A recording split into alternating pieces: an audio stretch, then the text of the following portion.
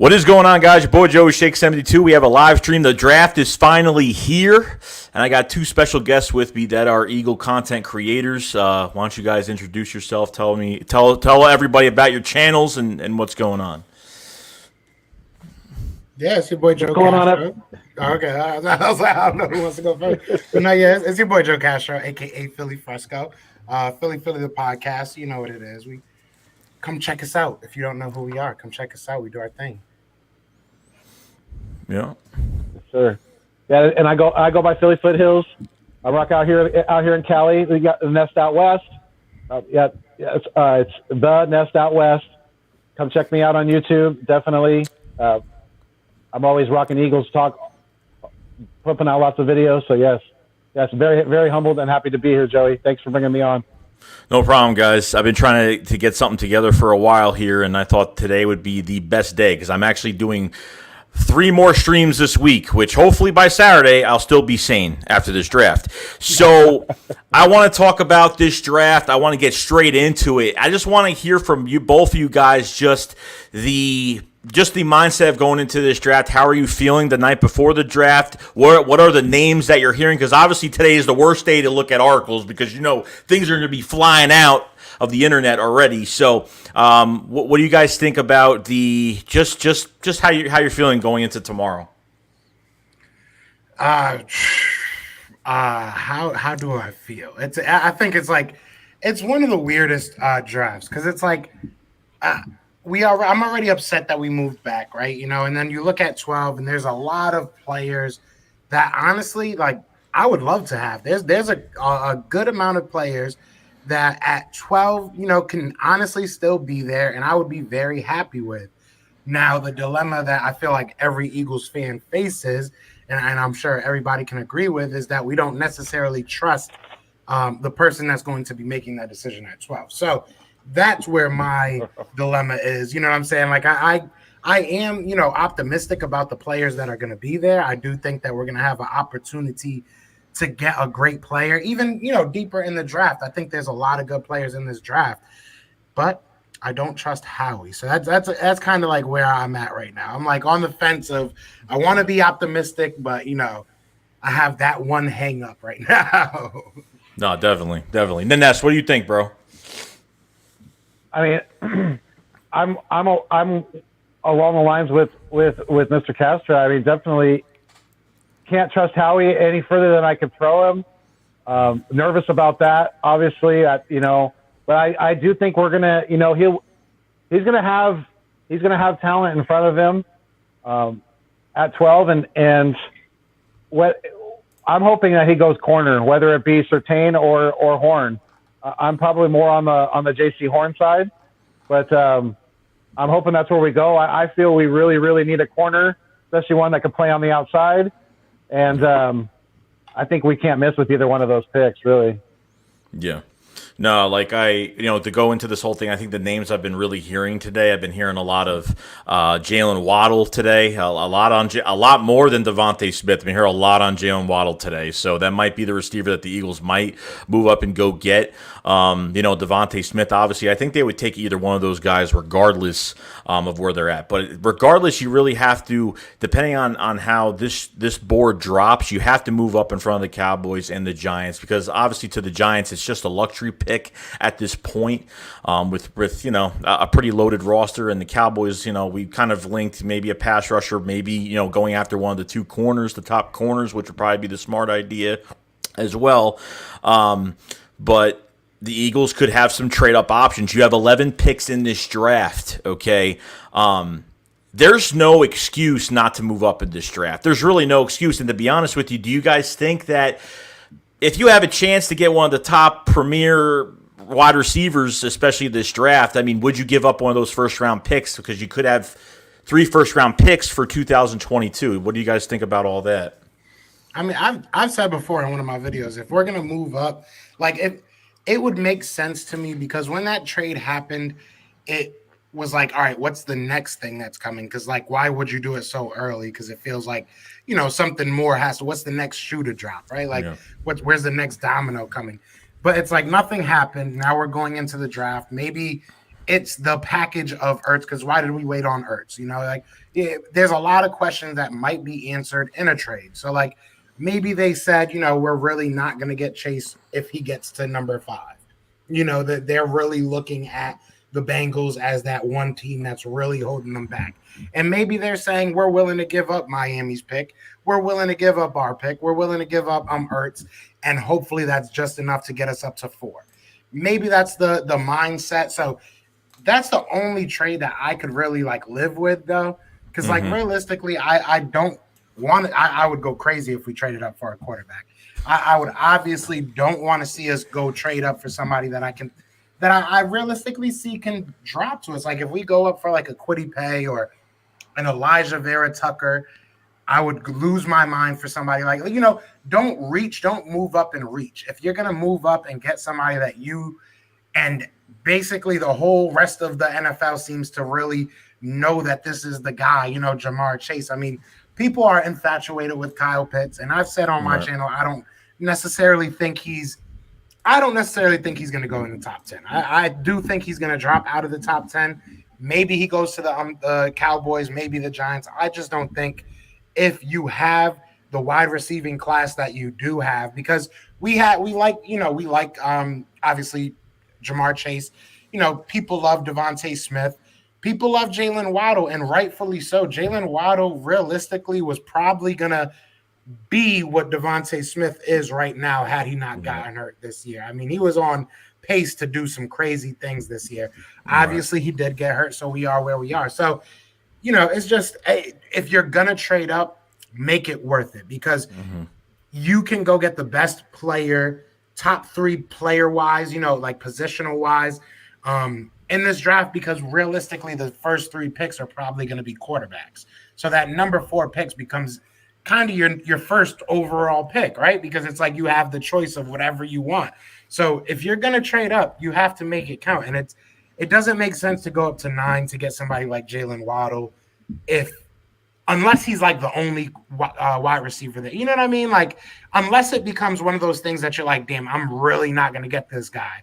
I just don't see that with any position. I think you can stay at 12, and get still, if both of the cornerbacks go, you still have great linebackers. If both the linebackers and wide receiver, there's still options at 12. So if you're going to go and trade up, it better be a home run swing. That's really my thought process. What do you think, Ness? I tend to agree. Definitely. I don't think it would be worthwhile for us to trade up to get Jalen Waddle. I seen an article out earlier today that was talking about that, and I think that's a bad idea. I think a player of his caliber could easily fall to us at 12. I think that would be a wasted move and a wasted.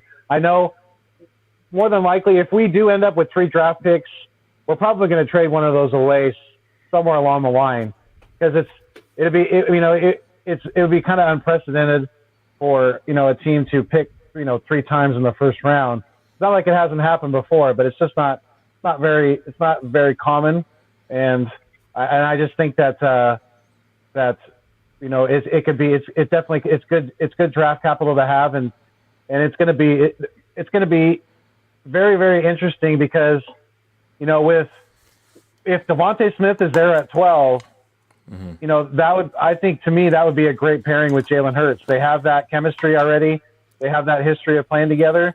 And I know Devontae Smith's a little undersized, but he's a great route runner, and maybe some of that can rub off on Jalen Reagor, and he could get some of that route running tightened up a little bit. Yeah, no, even I think you're both correct on a lot of things, and obviously, if you're going to use a pick, or if you're trading up in this draft, it has to there's no take a chance. I'm hearing about take a chance. We can't do that now. You know what I mean? It's already enough. There's already a lot of Caleb Farley rumors going around, and I'm not really a big. I mean, Caleb Farley as a player is fantastic, but I'm not really a big fan of the between the back surgeries and everything else. When it goes to these back injuries and stuff like that, I kind of want to stay away from that. So it gets to a point where if you're going to move up, it's got to be a guy that's going to be a superstar here. It's going to be a guy that's going to come in, it's going to represent the city, and and really have that that tone setting attitude that if you draft a receiver like Waddle or Devontae Smith, you want that duo to come alive on game day, and you want teams to fear that, because with this receiver group we have already, I think there is a bunch of ceiling left. Obviously we put too much veteran favoritism, in front of a lot of young players that have, every time we have a bad season, we always find these gems that just rise up. Alex Singleton, gem. Jordan Mailata, gem. And then what happens, Travis Fulgham, gem. You know what I mean? So then these veterans come in, and really take their spots, when they come back from injury, and it stints their development, it stints their growth, and this is why we have too many unknowns the past few years, because number one, we're not drafting well. Number two, we're restructuring way too many contracts, and unfortunately, it caught up to bite us, and that's why we were $70 million over the cap. That's why at the start of free agency, we only had $3 million. We weren't looking forward to free agency. We were kind of like, okay, whatever, let it go how it goes, and that's it. Anthony Harris was a great signing. Eric Wilson was a great signing. Small, slow, strategic signings. They weren't just paying anybody, and they were prove-it deals, obviously. So there's a lot to look forward to. Yeah, and I think to your point, this has been coming for a while. This is I think even last year we saw the writing on the wall. A lot of these veteran contracts were just unrealistic even last year. So, the writing was on the wall. Do I blame the team for trying to get one more year out of a Super Bowl team? No, but I do blame a team for trying to get 2 more years out of a Super Bowl team and not, really helping out their quarterback. So, it's a weird situation we're in, but it's not like it blindsided us. You know what I'm saying? This is definitely the year that it's going to turn over. We're going to get way younger. We obviously see all the rumors about people like Zach Ertz and stuff like that. So this is going to be the year that everybody – it's going to be a different Philadelphia Eagles team. I know none of us on this stream are early birds or spring chickens or whatever you want to call it. We're not young. We're not young. So we've seen a team flip over before, and this is going to be one of those times. So buckle in, I guess. So real quick, let me go over these super chats really quick. So Bino with the super chat, appreciate it very much, man. He says, would y'all take Surtain or Horn with the 12th pick, knowing that Gannon will be running a cover 2-3 type of scheme? What do you guys think? Ooh, that's a good question. If he's running that type of scheme, I think I'm still sticking with Horn. Yeah. I think he's to me, I like his toughness and his tenacity. What do you think, Castro? I like both of them. I don't think you can go wrong with either of them. Personally, I'm going Surtain. I just think Surtain is more of a finished product. I know a lot of people like him. I know everybody. Trust me, I know I'm alone on a lot of the things that I say. But no, I like both of them. Like I said, I think both of them are tough guys. They're very good in man coverage. I just think that Patrick Surtain, especially if you're talking about a cover 2 type guy, Patrick Surtain just offers a little bit more in that category. I think that J.C. Horn is that guy. I think J.C. Horn's going to be a dog. J.C. Horn reminds me of a Jalen Ramsey type skill set.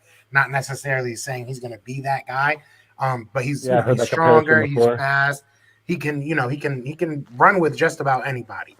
But Patrick Surtain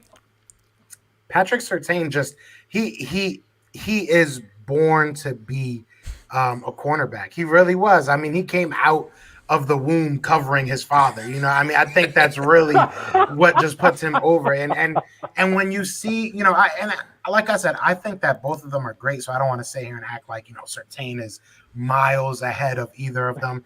I just, if I'm any team, I'm probably picking Surtain over Horn. I've said this before. My best way of saying it is I love what J.C. Horn can become, but I love what Surtain is right now. So, if I'm picking in the top 12, I'm probably going to take what I love right now. But J.C. Horn very well become the better player. You know what I'm saying? I like both of these guys a lot. Surtain is a really good player. Surtain, what I've noticed, even watching his tape, his football IQ is crazy. And the thing is, he studies tape so well. And it looks like he's mimicking the receiver so well, it looks like he's running the route. That's how crazy it is with Surtain. That's what I love about him. Now I love J.C. Horn more, and it's not because I like, and it's by like a millimeter. It's not by much, but I like Horn a lot Very more. close. I like his size, and like you said, Ness, like you said about his tenacity and just how tough he is, but not even just that, but he can cover those real speedy tweak receivers that go downfield. And just has great coverage, always got his hands on the football, and just got that big body to throw around. And he's very quick on his feet for his size, and I just like what I see from him. I really do. So even with both of these guys, I agree 100%. Like, there's good things to take out of both of these guys, whoever we pick. And obviously we have an open spot opposite of Darius Slay. So obviously Steven Nelson is still out there in free agency. It's the only, actually a pretty solid cornerback that's still out there that came from the Steelers. So there's still, unless I don't know if he signed with anybody. I don't think so. I haven't seen anything. So if I'm wrong, correct me. But we need to find that because. Yeah, we need to see what we have, and obviously, we have Avonte Maddox on the roster right now, and I don't know where you guys put Avonte Maddox on the outside. Do you stick him on the inside and kind of just see, or he's just climbing down that depth chart very slowly, and sure thing, he might be at, you never know what's going to happen. He might just be a depth piece at this point. So yeah, quarterback is probably the scariest position. I didn't think of it. I saw some graphic on Twitter. I'm sure y'all saw it too. But somebody put up about who our safeties were in general. And we got some dude, and I forgot his name already.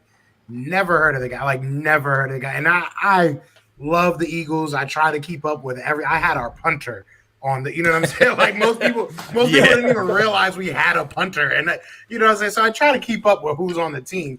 And I look at our cornerbacks, and I'm like, who the heck are these guys? Like, it's bad, bro, and it's literally like we have Darius Slay, then Maddox. That's basically what we have right now, and it's scary. So it's definitely going to be a cornerback heavy draft. So I would not be mad if they went cornerback with that first pick at all. Right. I was even opposite. If they go opposite, if they go playmaker at 12, if they get, if Devontae Smith falls, or if they go Waddle even at 12, let's say we get a more upper echelon corner, a nickel corner at 37, or if we move up into the first round, that's a possibility too. But at 37, I think Avonte Maddox, not Avonte Maddox, but I think Asante Samuel Jr. is a possibility in a second round pick, and then maybe possibly we can get an outside guy, in the third or fourth round. There's some deeper talent at corner. And I think I was up there, before the Carson Wentz trade. I was up to trading Darius Slay just because we had no future picks. We had nothing. I mean, we didn't even have a fourth round pick this year. So, I mean, it's at the point where I was getting desperate. I mean, you know what I mean? There's players I'm already thinking about next year. I mean, never mind this draft. I'm already thinking about, Fletcher Cox is one guy that is really starting to really tick me off because, number one, 6 games into the season, he's got a sack and a half. It can't happen. While I see Aaron Donald just mow down guys like it's nothing every single week, and Fletcher Cox is just he gets double teamed and he's done. He's done. You know what I mean? So, obviously, when you go in the trenches, you think of those moves. You think about, Brandon Brooks' future. You think about Lane Johnson. Can these guys stay healthy? I don't want to switch the offensive line 14 times. Okay, I don't want to deal with that this year. And you know what? Thank God Jeff Stoutland is back. Thank God. We best offensive line coach in the league, in my opinion, and knows how to use these guys. You know what I mean? So, there are. I'm already thinking about future moves. Just to, I like guys like Jack Driscoll could be the future right tackle. Nate Herbig can play both guard spots. And even though week 2 against the Rams, he was handling Aaron Donald all by himself 1-on-1. It was actually really amazing to watch. And then Jordan Mailata. You still got Jordan Mailata, 6'8", 350 pounds. All you have to do is teach the guy how to play football, and this guy could be your franchise left tackle. You know what I mean? He's good at something. He's going to be good at something. You better hit somebody, boy. Especially coming from, but to kind of piggyback on what you were saying with the whole thinking of the future. Right. That's kind of what I'm feeling like how he's at right now in this whole organization. Because we heard it going back to when Doug got fired, and they were saying there was just a different perspective on what this team was, and we keep on hearing 2 to 3 years. They lie to us a lot, and they maybe lie to themselves a lot when they talk, but realistically, that might have been the only truth that we heard this whole offseason. Like, this might really be something that they're trying to extend, that they're really looking at this draft as a way to build their assets instead of build their team. And that's what scares me, because a lot of people are sold on, Jalen Hurts as the franchise guy. And I would love for him to, at the very least, get that shot. But he's not building, at least he's not seeming like he's building up to make that happen. I don't feel like trading back says I want to make it better for the quarterback. I think that says I want to build the future and figure out, because I don't see us saying we have 3 picks next year, let's fix our offense for Jalen Hurts. I see us saying we have 3 picks next year, let's go find us a quarterback. That's what we're gonna do. So I mean, it's a scary time right now. That 12 pick is gonna say a lot. Now, if we trade back up and we go get something for the offense, we might not like it, but it might say the right thing for Jalen Hurts. So it's kind of a double-edged sword right now for me. I don't know. And we got a couple of, especially with, they're saying that there's rumors and speculation out there that Zach Ertz is going to be, moved tomorrow. So what are your guys' thoughts on that? Where do you think he's going to end up, and what kind of compensation are we going to get? I'm hearing Buffalo possibly, I don't know. There's so much talk and chatter out there. It's hard to know what's real and what's not. I've been waiting for this move for so long, and I hope they do it. I really do. The problem with this Philadelphia Eagles team, they hold on to veterans for way too long. So at this point, they should have traded Ertz probably 2 years ago. They probably should have did it, because at this point, it's like we tried trading him last year by the trade deadline. The rumors of that happening. We heard that Baltimore and Green Bay were rumored trade partners, whatever. But he was on IR, and let's just say who's not on IR. So there's so much. You know what I mean? And did Zach Ertz really have a great year last year? Like, what are you going off of, really? Not much. Really not much. So if that's the case, and this might not be a first-round trade with Zach Ertz kind of spicing up the deal. This might be something later on to acquire more picks, maybe in the 5th, 6th round, something like that. Hey, if they could do it, then definitely. You're going to save $4.5 million in cap space. So, I'm definitely fine with that. But this is why, like, some people are saying, maybe you can keep Zach Ertz, maybe you could do that. But at the same time, Dallas Goedert's on the last year of his contract. So you got to see, obviously Nick Sirianni is not hiding that he doesn't like to use tight ends, because he loves using tight ends. So we got to see the most out of Goddard this year to see if we're going to extend him. We need to see the most out of him, and I think he can. The opportunity is there. What other tight ends do we have? We have Kroom. We have Jason Kroom that had that one touchdown. I had to look far away and see what number that guy was that caught the touchdown. I didn't even know what was going on. And then, Hakeem Butler had pretty much one rep. I think he had that throw in the back of the end zone that was way off, and I think that was really it. Richard Rodgers was pretty much the tight end. He actually played very well. So you could see maybe a re-sign of him, something like that. Yeah, him and Josh Perkins, I think, are still available. So. Yeah, and Perkins isn't bad for depth either. No, Perkins did well in 2019 at the last month of the season, where we had to win against the NFC East to pretty much get into the playoffs. And Perkins was, reliable hands. I got to say about Perkins, he had good reliable hands and did a really good job. So, this Zach Ertz.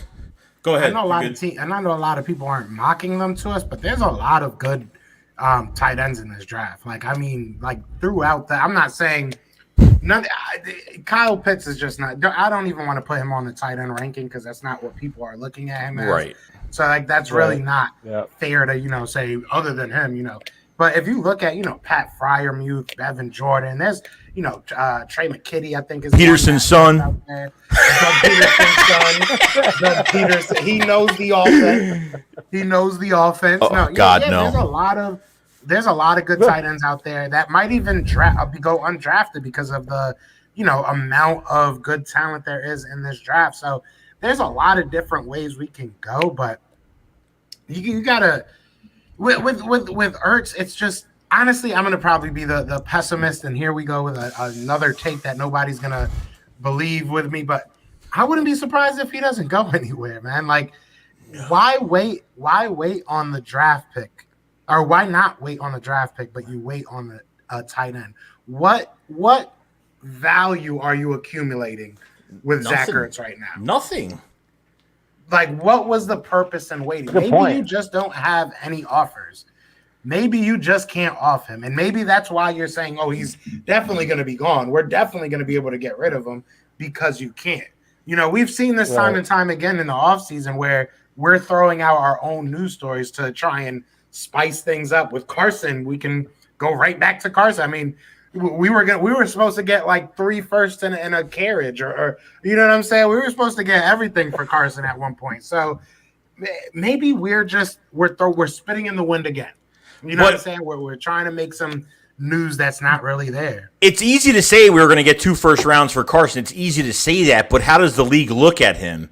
That's the question you gotta ask yourself. If you're another team, you gotta put yourself into someone else's shoes, another GM's shoes. Like, if you're another team right now, how are you looking at Carson Wentz off that whatever that was that we seen in 2020?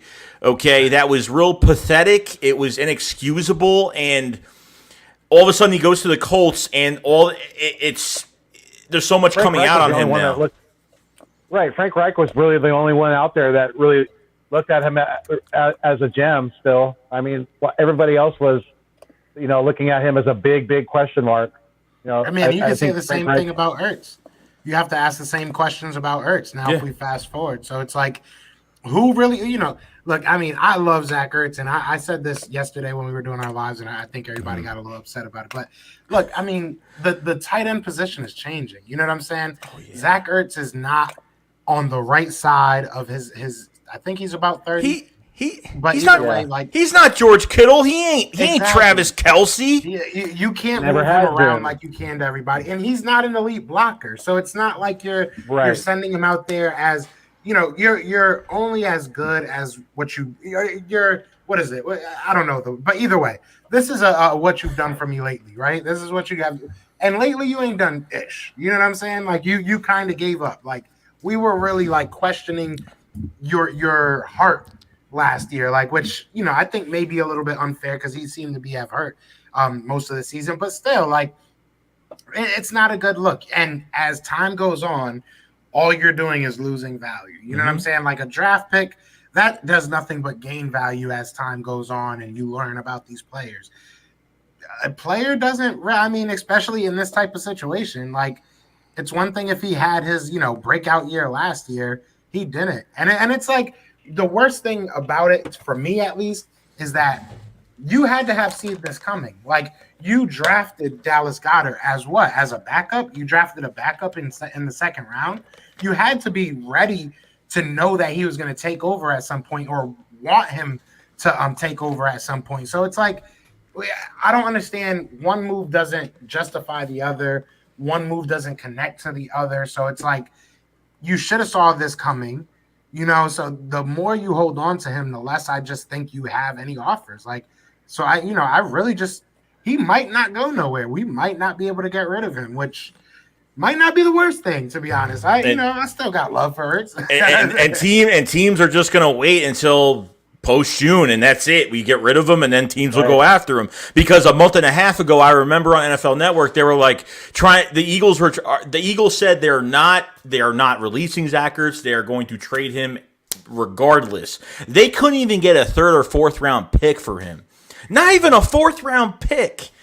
And I don't blame them. I really don't. Like you're telling me a 5th, 6th? I mean, something, and still they're still holding on to him, but could be in talks, could have him on a trade, who knows? But the Zach Ertz era is going to be over with. It's time for another young, tight end in Dallas Goedert to show up. I'm telling you, I was sold. I think after that Cowboys game, even though he had the offensive penalty on himself, I think I was sold after that play. I think I was like toughness, grit. And these 50-50 balls that he's catching, just his size. Like you throw it up to him, you find it doesn't matter. I mean, it's crazy. I mean, he's got a lot of. I mean, his blocking has become very, very good too. Yeah. So he's better than what Zach Ertz was at this point. Like, you look at Zach Ertz's 3rd year we're going into now with him. I think Zach Ertz was not even close. We waited a long time for Zach Ertz to become what we thought he should be. And I mean, realistically, did he ever really hit that? I said heat. Did he ever really hit that potential that we thought he was going to hit? Probably not. I mean, he had like 3 good years. Obviously, was really, really pivotal in that Super Bowl run and in the Super Bowl. But I mean, it's time to like you really got to start taking off your fan shades when you start thinking about the future, because he's going to want a contract. He's going to want more money, and he's probably going to get it somewhere. But should it be? I mean, Zach Ertz was never even coming out of college. He was never super athletic. He was never a super fast guy. That's been more of his downfall. If not able to get that yak, get those yards after the catch, and that's where Goddard seems to excel. So that's a plus for us. And we got him. It's time to move him. We have to, whether you like it or not. It's probably way past due, like you guys said. So yeah, if we can get a later round pick for him, then we probably should just go ahead and do it. Yeah.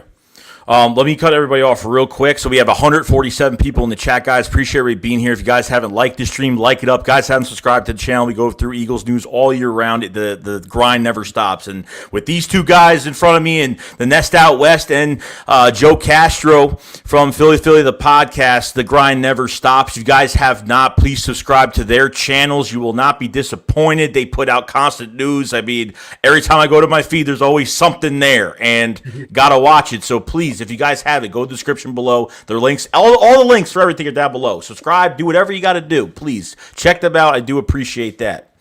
I want to say, all right, before I get attacked, okay, so stand back, tie yourself up real quick, because I want to kind of go through something real fast. Just say, okay, it sounds, it's going to be bad, but what if the Eagles actually moved up, okay? They moved up to wherever. I don't care where it is at this point. If they traded up to go get Justin Fields, hold on. What do you think about that? And because we have potentially those 3 first round picks, how would you feel, obviously, tomorrow about that if it did happen? And would you be more comfortable because we have that future compensation to maybe put together this competition at the quarterback spot a lot more in general? I feel like the quarterback position is the most important position in sports, in professional sports. Of all sports, you cannot put more importance on any position other than quarterback. So it's saying that if you do not, and I've said this before, if you do not believe that Jalen Hurts can be that guy, you have to do whatever it takes to go get your guy. Yeah. And if you feel as though Justin Fields, I do feel as though Justin Fields, if we were drafting a quarterback now and it was between Justin Fields and Jalen Hurts, I would pick Justin Fields. I'm not saying that we should go and get Justin Fields. I'm just saying that I do feel he would be the better prospect. So with that being said, if you do want to go ahead and do that, I can live with that.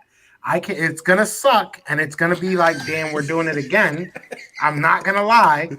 Yeah. I'm not gonna. But listen, I want my team to be good, and I understand people. We're gonna be more so upset for Jalen Hurts, because if Justin Fields is great, it doesn't matter at the end of the day, right? We'll be happy about that. So I would. It is what it is. You better be right. That's.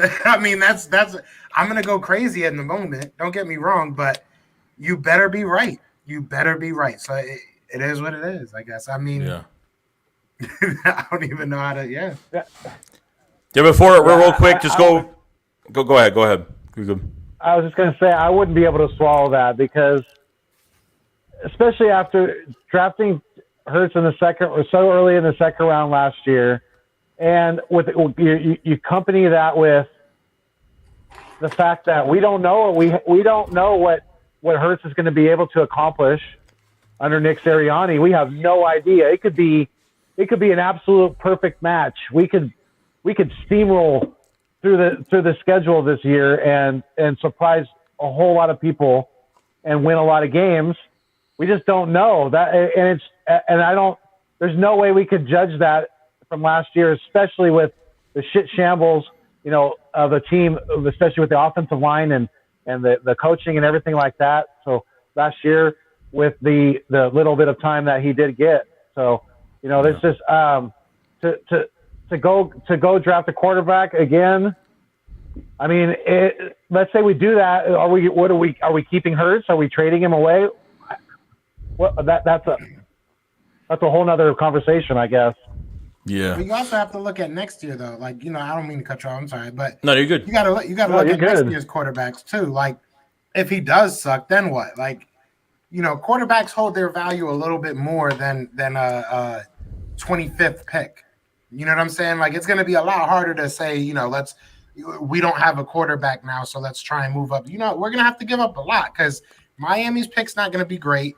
Our pick might be decent, you know what I'm saying? But it's not like we're going to have 3 top 10 picks, So we're going to have to give up a lot of assets. And that's if we have 3 first-round picks. So it's like, who knows what's going to happen? Maybe you look at it and you have to address that position. Is Sam Howell from UNC next year going to be worth 3 first-round picks? And, whatever is Tua's little brother going to be the guy? Like, you got to look at that because next year's quarterback draft is really not all that. Yeah. Really not all that. Yeah. I don't want to be upset tomorrow. I really don't. I really don't want to be upset. I really don't. I want to actually have a good day. Like, I want to be excited about something. I'll go over Super Chat. I've been really slow. I actually forgot that I was weird because I've been on other people's channels for so long. I forgot to use StreamYard. So, Eagle Slayer 95 with the Super Chat. Thanks, Eli. Says, if you draft me at 12, I'm already better than 3 guys. Probably say it about everybody here. Yeah, so I will be upset about it. I will. But, it's all about signing Joe Flacco, which was kind of – I wasn't surprised. I mean, I was looking for that veteran quarterback to sign here, $3.5 million, 7 incentives, whatever it was. Joe Flacco, okay, I've had this speculated thing. Joe Flacco, he's taking advantage of this whole situation. He wants – what QB doesn't want to be a starting quarterback, you know what I mean? So – he's coming here. There's no franchise. The franchise quarterback just left the door. They're not 100% on Jalen Hurts right now, and they have a young coaching staff that's trying to prove themselves. So with Joe Flacco, do I think he has anything left in him? I don't think so. I think maybe he could take over for a game. Maybe he's just – is he going to take it to the promised land? I don't think so. I don't think – he could still probably throw the football, but – I think he has to be in like a perfect situation with a lot of weapons, and really he needs a lot around him because he's not going to do everything by himself. So when I hear Nick Sirianni and talk about competition, then we can go to that with the press conference and talk about all that. And, guys. we all Nah. Rock, paper, scissors, man. So obviously everyone was flipping out about that. So, I want to know what you guys think about. Is there a collaboration? Do you think Nick Sirianni, and this is why I think Nick Sirianni has Howie's ear just a little bit because the guy just seems like he's too happy. It seems like it just seems like every time Nick Sirianni talks, like I just want to hear more. I can't wait to see mic'd up moments of him coaching in camp. I can't wait till he actually gets his hands on some of these players. But not even just that though. But Howie was asked about obviously the past drafts. Are you changing your formula? Like the one thing the Eagles need to do is change their formula. Like we can't go through this every year and be like, I hope they draft the right guy. Like they have to get this formula right, and whatever decisions are being made. But do you think that Howie has, that Nick has Howie's ear, and there's a little bit of a collaboration because Howie Roseman was asked about a receiver, about what type of receiver you're looking for, and he passed that question to Nick Sirianni. Okay, so now I'm thinking, There might be a little bit of a joint collaboration with this draft. So what do you guys think about that? I mean, I think that Sirianni is going to be in his ear to an extent, but I think at the end of the day, Howie's ego is getting in the way of a lot of things, and I think it's very true when they say that he really feels like he has to be the smartest person in the room at all times.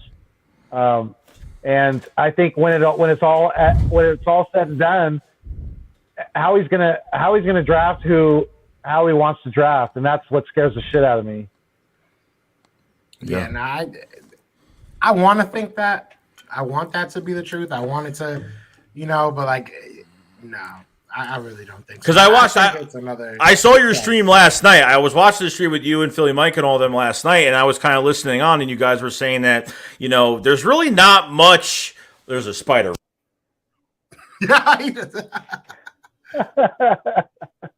Live stream spider. Your mic cut out. Your mic cut out. Because it's off. I just slapped it off. Yeah. Yeah, that was a spider. All right, we're good. We're good. That's a nice mic, by the way, Joey. Yeah, no, I was looking at mics for a while, but yeah, it's pretty good. It's pretty good. Probably could have spent less, but it's pretty good. So what was I talking about again? I totally got lost by that. You were saying you was watching the stream yesterday about. Oh yeah. So I understand. There's a lot of. I understand that much people aren't going to be, that Nick Sirianni is still a yes man. That Howie is just going to keep throwing the coaching staff under the bus every single year. If Howie does pick the right guys, and we can see that by watching the draft. It's really I just in my own opinion, I don't see that Nick Sirianni can't develop these players. I really. Because when he was going on the explosive plays in that video they had on PhiladelphiaEagles.com, and he went over all those Colts players, and he was talking about all their strengths, their weaknesses, like how you open these big explosive plays up. I mean, I'm just sitting here like, man, like we got a whole bunch of receivers on this roster right now that haven't even touched the surface of what they could do. I mean, we've seen glimpses from even Quez Watkins in that Arizona game, which was crazy. I was like, whoa, blown away. Travis Fulgham being in the league in receiving yards, at that comeback win against the 49ers, and really he probably could add close to 1,000 yards if he kept going.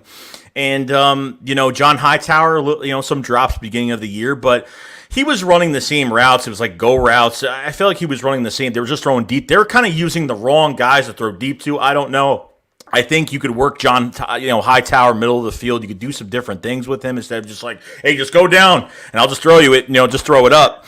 So, in my own opinion, to see the development of TG13. Oh year, yeah. With Sirianni focusing highly on the wide receiver position, I'm very excited to see what he can blossom into. Yeah, and I think with Sirianni, I think it's like two parts. I think with anybody that would have got hired as a coach, unless it was like some Hall of Fame, like unless it's like John Gruden or John Madden his damn self, like nobody is gonna come in here and make me think that they're going to have Howie's ear, because no one has come in here and has had Howie's ear, since Andy Reid. I mean, Andy Reid had power. I'll give him that. Chip Kelly had power. That went totally wrong. And that since then, it seems like they're afraid to give anybody else power. Maybe it's right. And RB brought this up yesterday on the same stream, talking about that now this is the first time that the front office and the ownership is really in the spotlight, and they have not been since before Andy Reid. So it's like this is what we're seeing now. Now you're under the microscope. Now you have to make the right decisions, and maybe he's folding a little bit, but maybe and a lot of people say, is Jeffrey Lurie getting a little bit too involved? He might be, but at the end of the day, this is the same pairing that we've had for like the past 20 years. I mean, This is who they are. You know what I'm saying? So we have to find a coach that's going to be like Andy Reid, that's going to get at least the enough in their ear that he can make some changes, because no one's in these guys' ears. We've heard that, why are we hitting on the later round picks? It's because the scouts are making the picks. It's like nobody's getting listened to when it really, really matters. And don't get me wrong, the rest of the draft matters. It's important that you're hitting late, but we need to hit early as well. And if you're seeing something's not working, change it up, Howie. Change it up. Like, he's not going to get fired. I'm not, I want him to, and I'm not going to sit here and say he doesn't deserve to. But I've come to terms with this man is not going to be leaving anytime soon. So he just needs to make changes. You know what I'm saying? Like, It can work. It's worked before. We are a competitive football team. This is probably the worst year even going back to the dream team year and everything, we've lost before, but it's the way that we lost now. We were bad when Chip Kelly left, but we were a good team. Right now, I don't even know what team we are. I don't know. Like when Chip Kelly left, we knew we had a Brandon Graham still young. We knew we had a Fletcher Cox still young. We knew we had some good linebackers. We knew our offense was very explosive, just used poorly. Like we don't know anything right now. We're wondering, did our coach give up? Did our GM just pick bad players? Were our players just not given? Like, we don't know. So that's what, to me, at least makes everything that much worse. You know what I'm saying? It's the unknown. I'm scared of the unknown, right? It's like, I could go on for hours. This is why I'm not sleeping. I could sit here and listen to it all day. I thought I was watching a video just now. I didn't even know what the hell was going on. So, When it comes to drafting, though, I mean, Howie has proven that he really does. He really doesn't know what he's doing, and that's where you're probably right, Joe. As much as I don't want to admit it, Howie is probably going to be around for another year or two at least to probably see some of these this year's draft picks and next year's draft picks pan out. But you guys know how I stand on that. I'm going to be making some Howie Horrible shirts soon because he's dude. But when it comes to drafting, he's terrible, absolutely terrible. We could pull up draft after draft after draft that he has done, and he has missed on so many players. It's not even funny. It's sickening. Let me go over the. Sorry, Joey, I didn't mean to cut you off. No, you're good. Talk as much as you want. Trust me, I can sit here all day. I got nowhere to go, so I'm good. Eagles UK with the super chat. Thank you very much, man. He says, would you trade one of the next year's first round draft picks to try to get another one this year? Yeah, depending on who's for. Yeah, I just pick. Andy Weidel a few days ago. Okay, Weidel, whatever his last name is, I'm corrected every day. But hey, a few days ago, John Clark interviewed him, and he said we're looking for the best player available.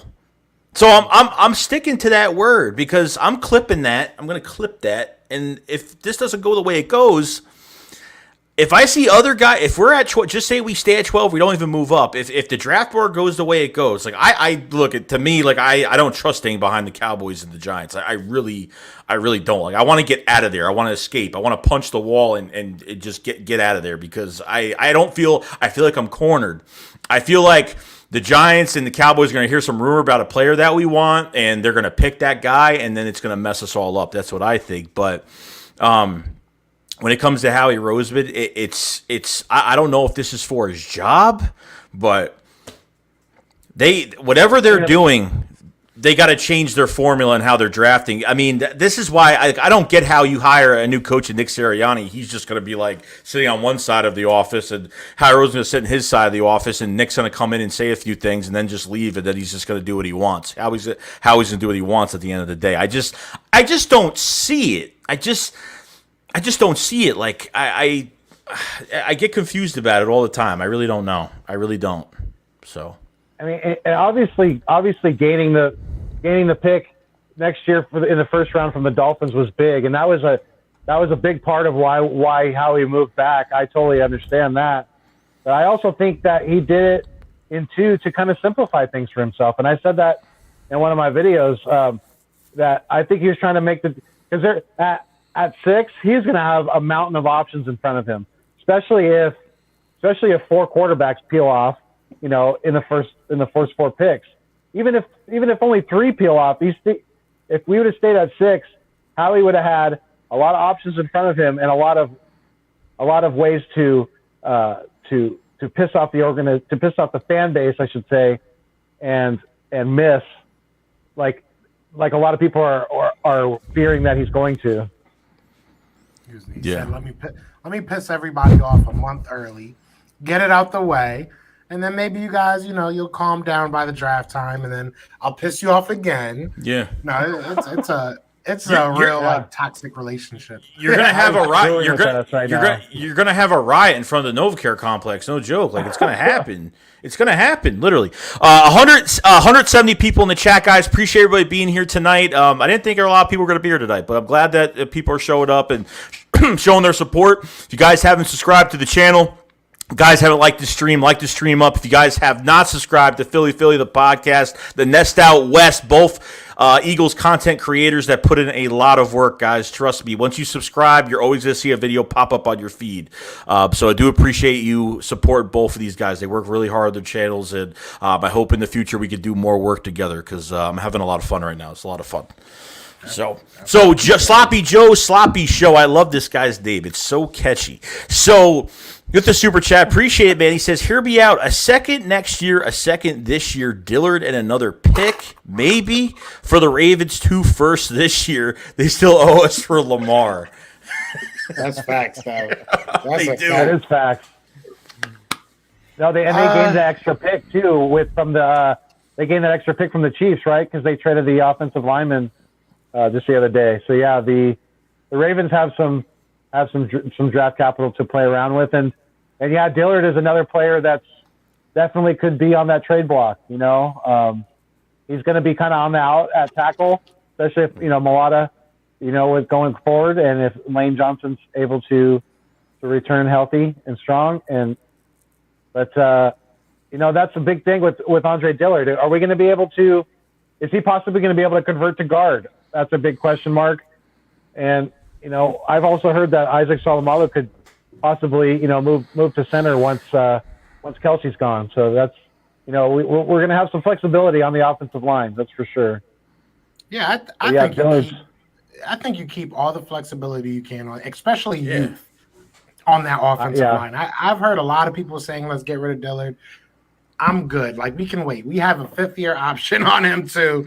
So if this year he doesn't work out, we figure something out then. Like, you got to give him at least one more year. I want him to beat Jordan Mailata, and not because I don't want Jordan Mailata to be good. I think Jordan Mailata has the flexibility to move to right tackle, and that gives you the flexibility, which a lot of people aren't going to want to hear this, but to move on from somebody like Lane Johnson, move on from somebody like Brandon Brooks. It's coming to that time. It is coming to that time. So you have to look at, youth is going to put a lot of people over talent right now. And it's an unfortunate situation that we're in, but it is what it is. You have to sometimes, if they're close in talent, you know what I'm saying? You have to take that ceiling over what they are right now. So while it might, Brandon Brooks right now maybe doesn't have the highest value, but if we can get a good year out of him, next year might be the year that you say, hey, can we get something for him? Same thing with Lane. Kelsey's probably going to be going on his own accord. But even Isaac Seumalo is what, 27, 28? So, I mean, how old do you really want your replacement to be? So you really have to look at these young guys, and you really have to give them a chance. And to your point earlier, like you said, Stoutland's back. You might not be able to say that next year. He was talking about, I think, going to Alabama. I think he was talking about retiring. Like, who knows what the hell he's going to do? He's not no spring chicken either. He's not young either. So you have to – this is a huge year for development, for at the very, very least seeing what you have. You know what I'm saying? Yeah. So I keep all the assets you can, especially young ones.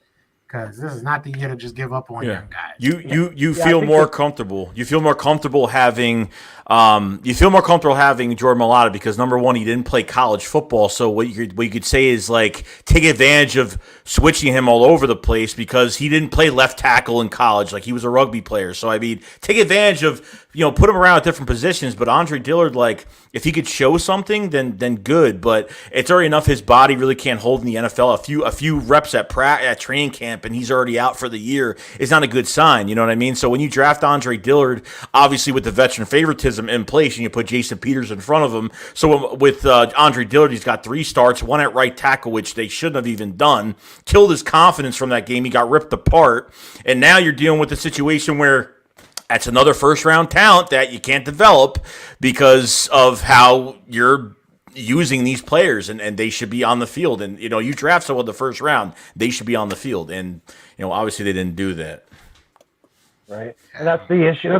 That's kind of like the same issue we've had with Derek Barnett, first round talent or a first round draft pick that we picked a few years back. And he's had issues staying on the field. And now we have him on the 1-year contract for, $10 million for this year, which I think that's way overpaid for the productivity that he has put out there. Definitely way overpaid. But if we're able to, if we're willing to, give Derek Barnett that extra time, we definitely should invest it in Dillard as well. I agree. Yeah, Barnett's a weird situation right there. It is. I know. This seems like it's it for him, though. I mean, like, for them to not even, it better talk be about an extension or like a restructure or anything. I mean, you'll see halfway through the year. I think he's going to be a name that, like, after 4, 5, 6 games, you're going to see, like, either he's restructuring his contract for like an extended thing, or he's definitely going to be in some trade talks because, at $10 million, it just doesn't make sense right now. Why? Why is he making? Why? I mean, at least extend him so you can lower the cap hit, and at least like you'll have a decision to get rid of him. But why is he making $10 million? Like, what? Why is that? Like, he went to last so much better than him. He's got so much more of a ceiling than he does. I feel like when Josh Sweat when he's not in a rotation, I feel like he plays better when he's not in a rotation. I feel like the more you leave him on the field, the better he is. And every year he's gotten better and better. Okay. Derek Barnett went to a defensive line camp, I think in Tennessee last offseason. And, he wanted to prove to the Eagles, like, hey, I want to be worth that first-round pick you guys drafted me as. And obviously he had the injury. And then, when these guys come back from injury, they got to work their way back up to 100% again so they're not themselves. You know what I mean? I thought we got a good year. I thought we got a good rookie year out of him, obviously, with the playoffs and what he's done at those moments were fantastic. And then 18 wasn't too bad and then kind of dropped off with injuries after that. So it's been an up and down. It has. He's playing more like a third-round pick, at least to the most, maybe even a fourth at this point. And when they didn't even touch his contract, I was kind of just questioning, why is he making that much money? There's already enough money on this defensive line as it is. Javon Hargrave better have a good year this year. That's all I got to say. Okay, 4 years, $39 million. Prior to that, with Malik Jackson getting 3 years, $30 million, it's like Howie Roseman just signed another defensive tackle to fix what wrongs he did. Obviously with Malik Jackson only played a game, not even a game, and was hurt the rest of the year. So I mean, Fletcher Cox came out of that Cowboys game this year, and you had Javon Hargrave, Malik Jackson were in, no pressure at all. I didn't see nothing from those two guys. I understand that Javon Hargrave is switching from a 3-4 to a 4-3. That's probably part of it. Second, it's the injury that he's coming back from, because Hargrave actually for a few games later in the season, he actually got in the backfield. He did a really good job. I got to say, I thought he played fantastic. Like, wow, this is great. And then there are times where he just disappeared. And then that's where, I get confused. So I don't know what you guys think about Javon Hargrave and what you expect from him this year, but he has got to do something. Otherwise, might be out the door as well. Yeah, he's in that weird gray area too, because he's not old, but he's definitely not young. So it's like, you still have probably, you probably still have some value if you're not great this year because you still have that age. So he'd be definitely a prime candidate to be out of here if he does not perform. But he might. I think he'll do well. If we stay at a 4-3, I think he'll have a little bit of familiarity with that. If we switch to 3-4, which I don't think we will, but if he switches to 3-4, obviously he goes back to what he knows. No pun intended because it's a nose tackle, but I didn't even mean to, but he goes back to what he's done before. So, hopefully the familiarity with either a second year in the same type of system or going back to your system, whatever we choose, it helps him. Hopefully it helps Fletcher Cox. They'll be able to communicate a little bit better. Hopefully getting some linebacking help will help both of them, So we gotta see something. We have to see something out of everybody on this. This is a audition. This is American Idol. Let's see who's going to Hollywood. You know what I'm saying? Because it could get real ugly real quick. They got to expand that money into that secondary because you know what? That Super Bowl was fantastic, but you know what? That pass rush was just so violent and monstrous. I mean, it really covered up the bandages in our secondary. I mean, look, you had Ronald Darby, you had Jalen Mills that, you know, hasn't played that well. I mean, got a nice payday from the Patriots, let's say that. I mean, that's crazy. But you got to spread that money around. Like, it's time to not put too much. I'm not saying you can't pay someone on the defensive line, but there's too much money involved in that defensive line. They got to spread that money out to other positions. Safety is a whole other position too, because you know Rodney McLeod with that injury that he had last year, he could be out the first quarter of the season, half the season. So Kevon Wallace does a little bit of this. I mean, we know Kevon Wallace on Twitter. He doesn't stop running his mouth. But a lot of these guys in 2020 did not have a chance. So you know what I mean. I can't put Rager down. I can't put any of these guys down because I've seen good flashes from everybody. But this offensive coaching staff, they couldn't scheme against the defense. I felt like Doug was just running his offense every week. Mm-hmm. Like that's what it was. Like we showed up. We showed up to a bunch of games. Yep. And the thing is, there was no accountability. I'm so tired of saying that word. Like there was nobody. I did not hear one time this whole year like that was on me, guys. That was my fault. You know what I'm saying? Just one time, it would have been nice to hear, like, we messed this up. This is where we need to improve, not just a blanket statement. You know what I'm saying? Like, I felt like everything was a crisis. You know what I'm saying? They talk to those crisis, whatever. You know what I'm trying to say? Like when they just have those guys that say the blanketed statements that are just for TV. It's like, bro, come on, like. And it's like, pick who you're going to be. I felt like 1 week we were the team that doesn't say anything, that we keep everything in-house. And then the next week we're spreading 20 different rumors about what we're going to do. So it's just like, pick who you're going to be, have an identity. We had that with Andy because it was Andy. We had that with Doug at least a year or two. And then I guess the ice cream spoiled.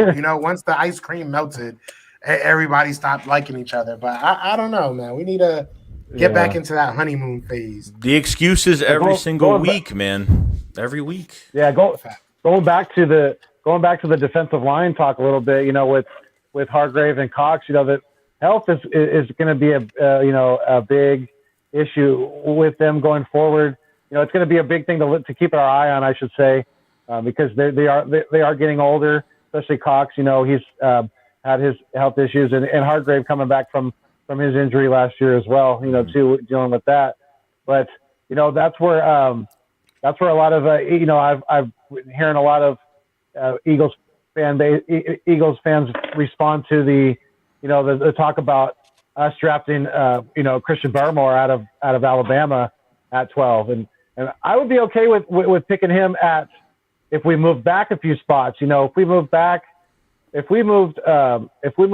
to say, maybe the higher teams to 17 or 18, something like that, or even if we moved back up into the first round with another pick from 37, I like Christian Barmore. I think he's going to be a very, very dangerous defensive, disruptive tackle in this league, and that's going to be. That's going to be a very interesting position to keep your eye on because we know that Howie overvalues that position. We've seen it time and time again. Yeah, when they drafted Andre Dillard, they should have drafted defensive lineman that year. It was a defensive line heavy draft. They should have drafted this way. You don't got to pay all these guys. Look how many guys you've been paying on that defensive line. I mean, it's crazy. Let's go for the super chat for Big T. Appreciate it, man. This is a huge Kyle Pitts fan. I've talked to Big T personal. Big Kyle Pitts fan. Hear me out. I will only trade up if Pitts or Chase is on the board. You can get either Surtain, Horn, Waller, or Smith at 12. Whoever's left standing. Yeah, facts. Yeah, agreed. Facts. Absolutely. I wouldn't do it for Pitts, but I would definitely do it for Chase. What are you talking about? Why? I really don't think Pitts, man. I really don't. I see a totally different Pitts than a lot of people. I think. You see a slow tight end. No. I see. Look, I see a slow receiver who can't block. I see a guy that has all the attributes to be a great player. I've just never turned on the tape and saw a absolute dominant player. Last year, he had a great season. It was 8 games.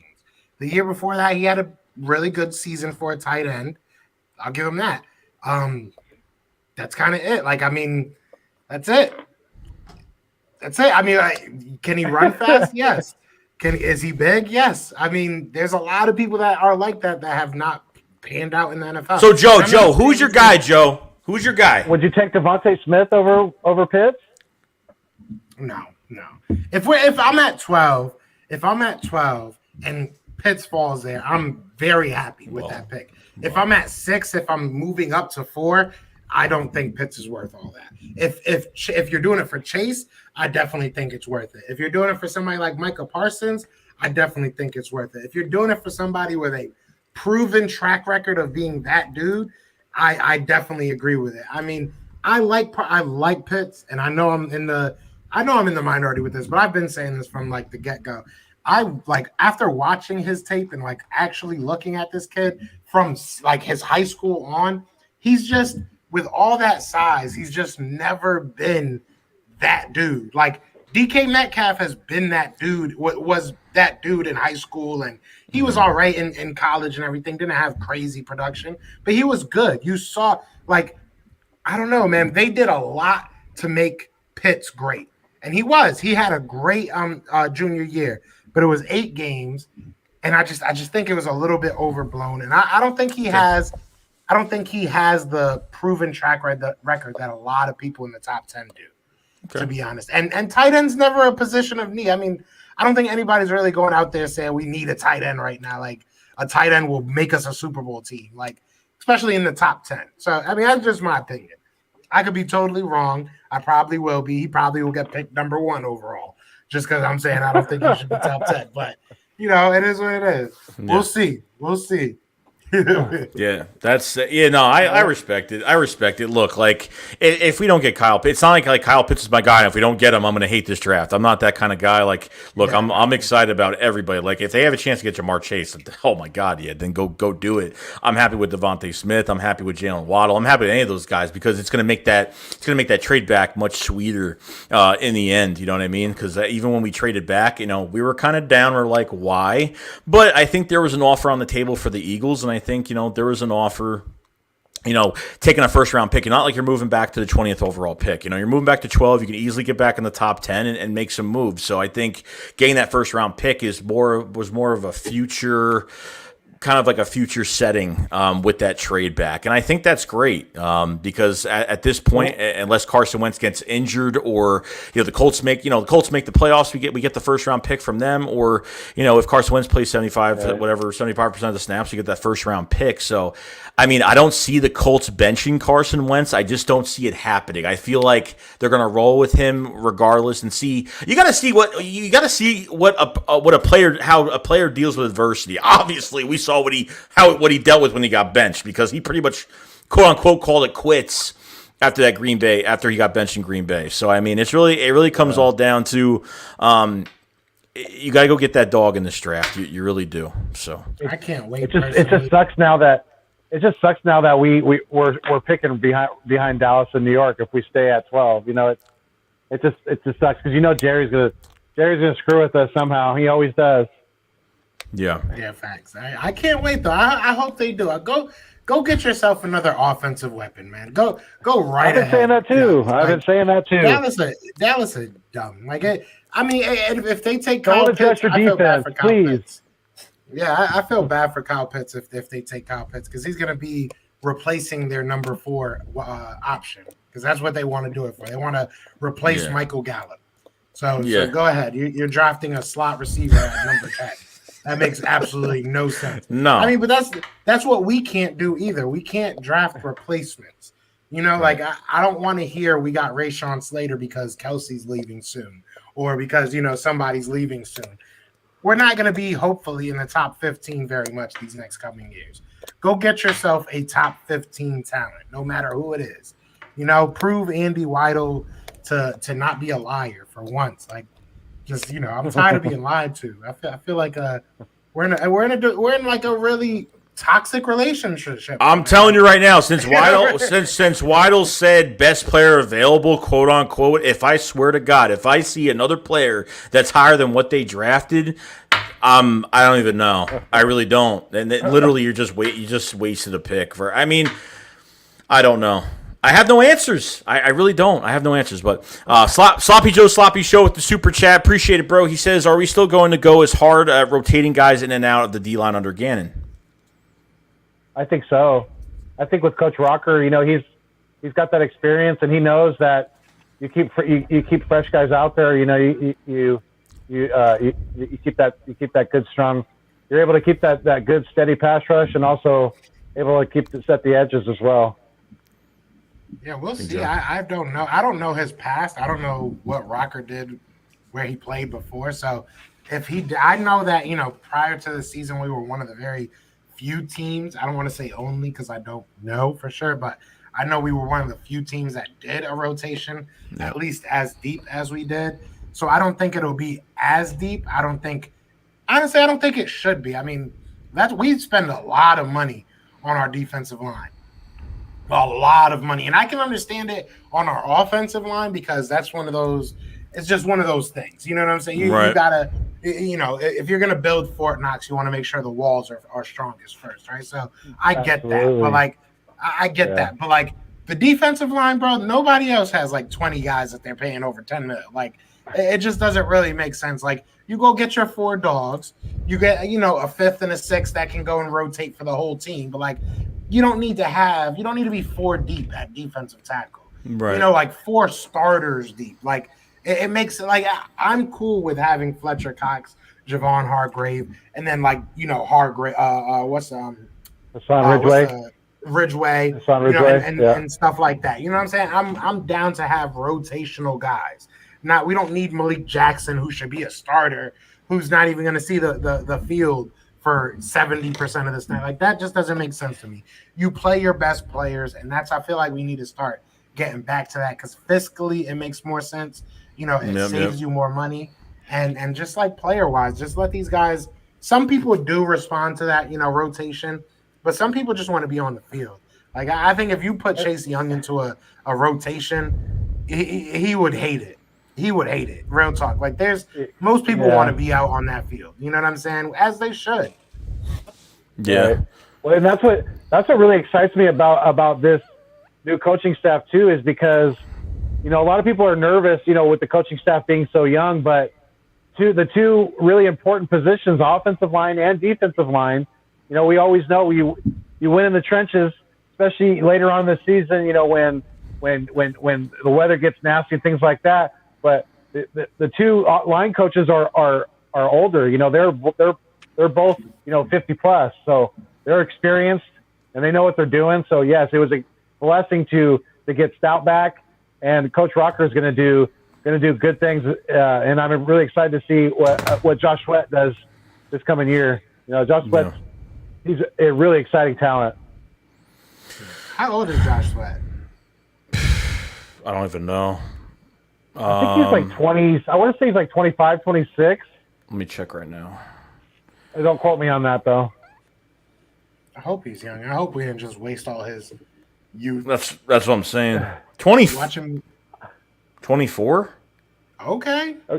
Yeah, he's still fairly young. Damn, he's young. I feel like we've had him 8 years. That's crazy. That's the thing, though, too. So is Derek Barnett, right? Because he came in the league at 19, so Derek Barnett's only 24. Even though he's been in the league for a few years, but we've already seen his ceiling. We know that. So to me, I'm done with Derek Barnett. I wish they wouldn't have re-signed him. I wish they would have extended him. I'm cool with him at the right price. $10 million is not the right price for him right now. And honestly, I don't even know how much I agree that we've seen his ceiling. We barely seen the kid play. He gets hurt so damn much. You know what I'm saying? So hopefully maybe a good healthy season or two, he's up to that $10, $12 million a year, mark by the time he's 26, 27, 28.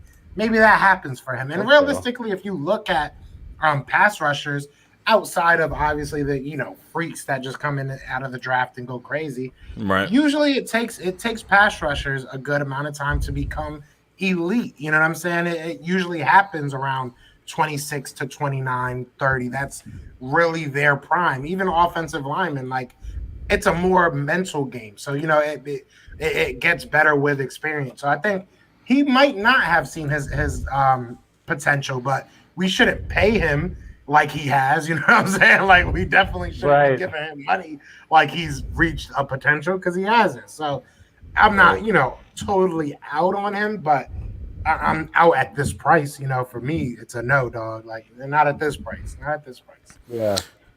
So what do you think about so do you think that the Eagles have actually watched tape on Jalen Hurts throwing passes to Jalen Waddle and Devontae Smith? Do you think that helps? Do you think that helps them in the draft process to go back at some of that college tape between the connection of those two? I mean, yeah, but I don't think they. Yeah. Do you think they like Jalen Hurts? I mean, do they even care about Jalen Hurts? Like, that's maybe it's cynical. Maybe it's like, but like, how does Jalen Hurts have any type of impact on what this draft is going to be?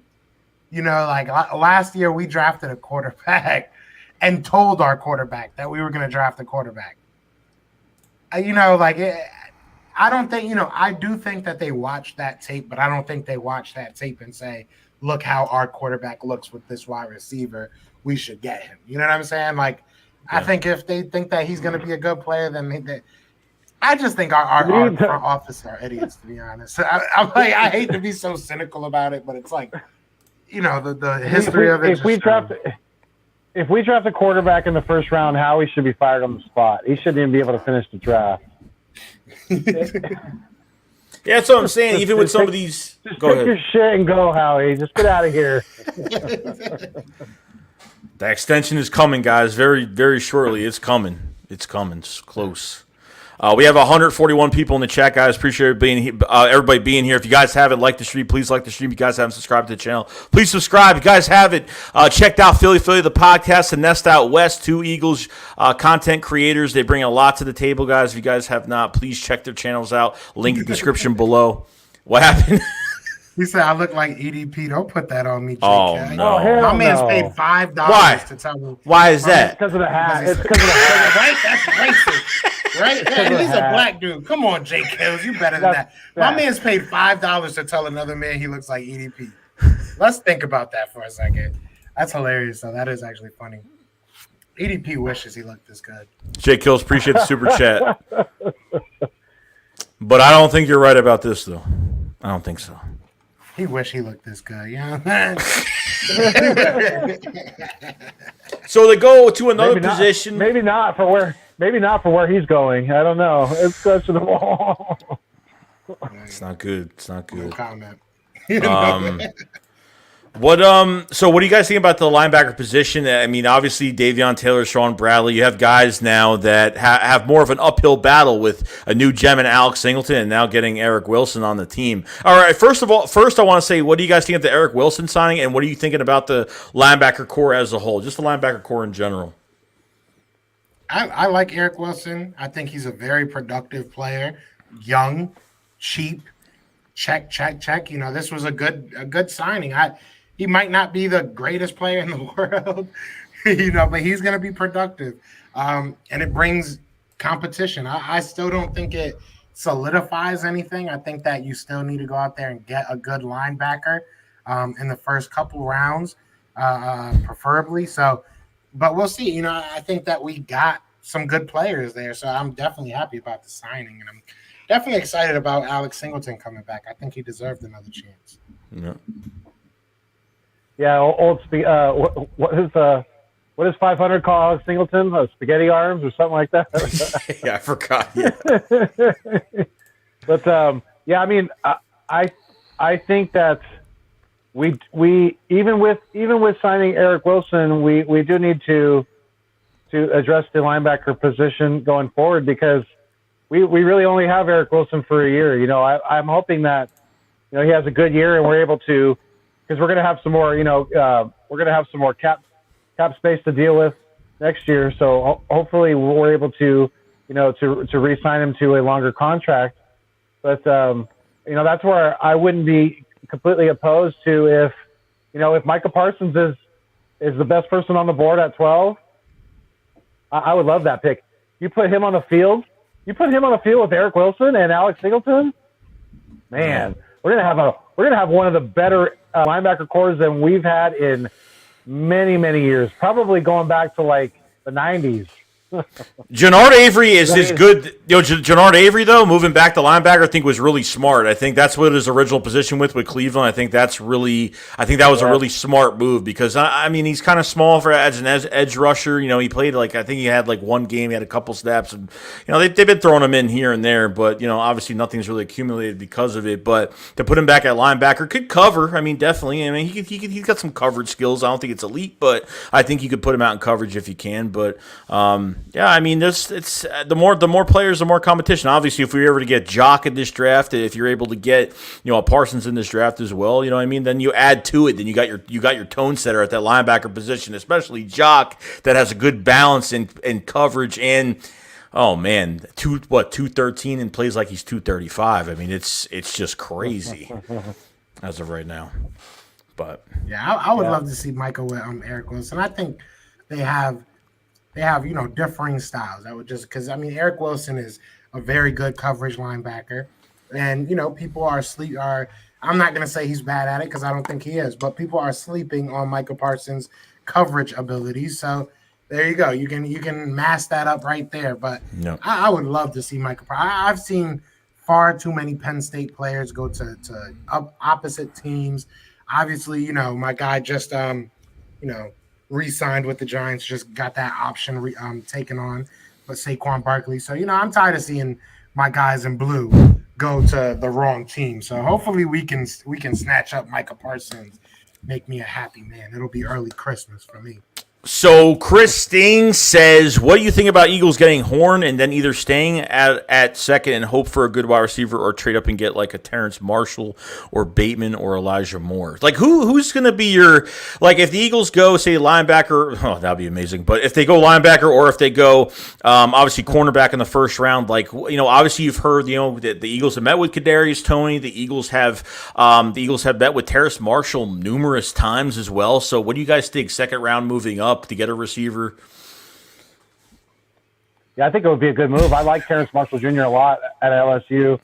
I think he's got that X receiver body, that X receiver body type, and I think he'd be a good fit in our offense.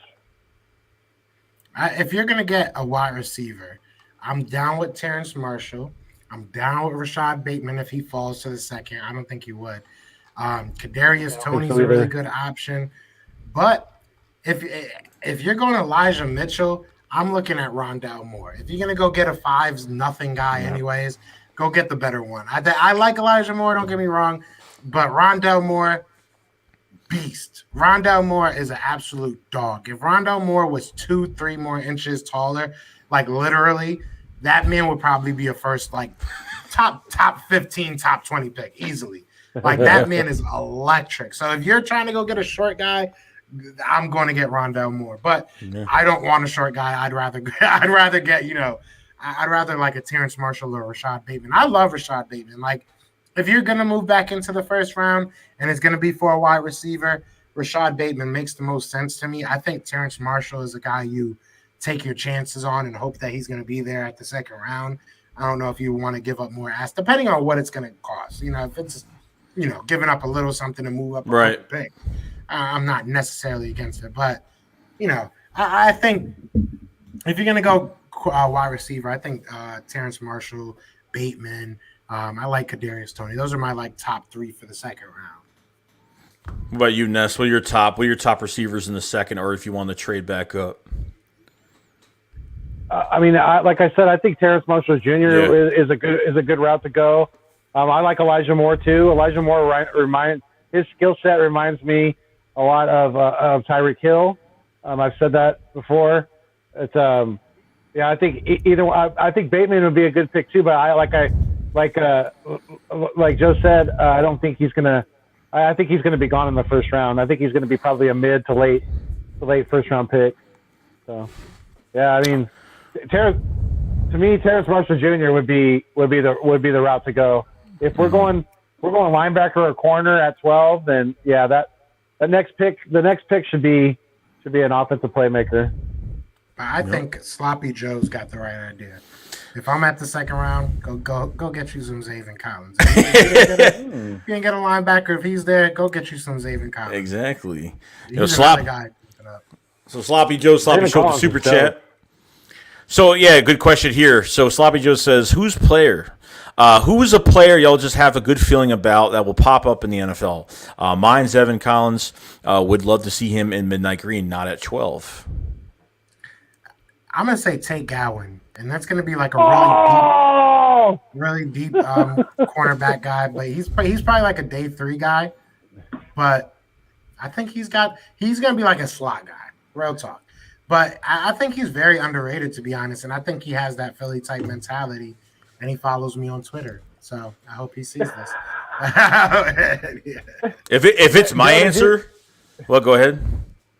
No, Joe, I actually interviewed Tate Gowan on my channel. Oh yeah, you did. That's dope. He was my first live stream interview. So That's dope. I can't argue with that at all. I think he's gonna pop up. All right, well, then I feel like I should change my answer then. I feel like I should change it because I feel like that's for you. That was like I should have just gave that to you. I feel so bad now. Like, I just stole your one. All right. I don't know why the Nest Out West was so excited. I was like, why is he so excited? Yeah, I was like, oh, do you like?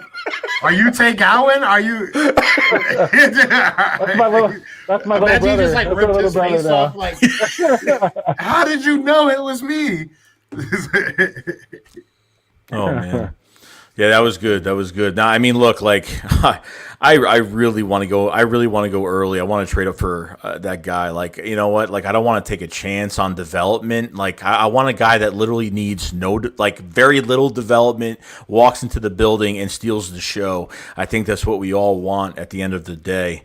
So it really all comes down to that. That begs the question. I think a lot of Eagles fans can deal with that, right? Or can agree with that, I should say, right?